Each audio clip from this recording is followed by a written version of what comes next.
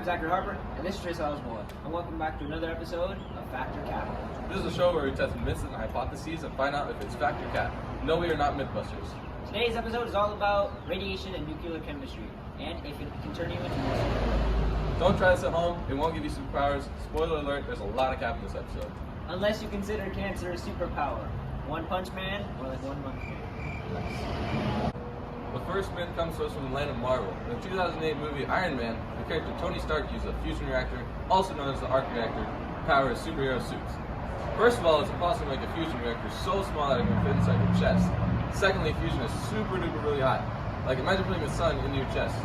The movie is correct in that fusion creates a lot of energy, enough to power something really big.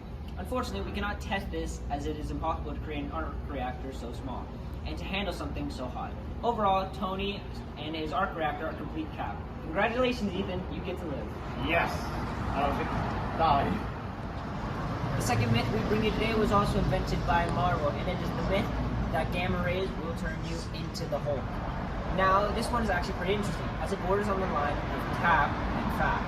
What I mean is gamma radiation is so powerful that it passes through the human body, instantly damaging and deforming tissue and DNA. This is exactly what happened to Bruce Banner in the comic book. He was hit by so much gamma radiation that his DNA deformed and changed, turning him into the Incredible Hulk.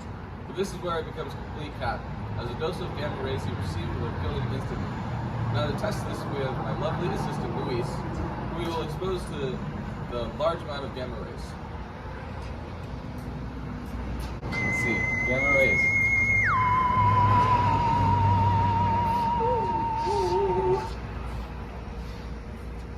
I don't feel so good. As you can see, he is not the Hulk, and in fact he is dead. The radiation ionized him at a cellular level, so this myth is another cap. The final myth we have here today is probably the most famous one.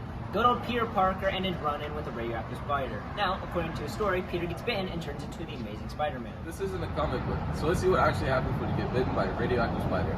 To test this, we have Brendan, who will get bitten in the exact same spot as Peter Parker was bitten in the movie. You ready, Brendan?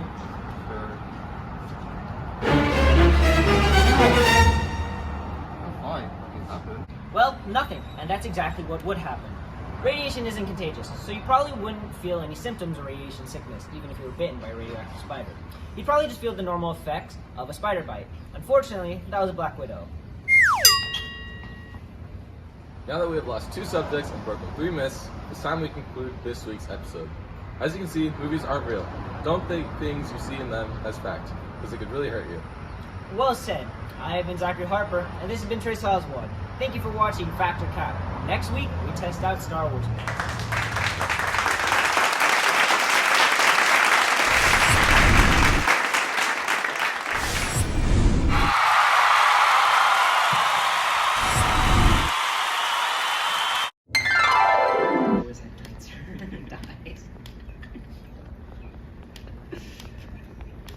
Oh, I'm putting it in my back pockets then.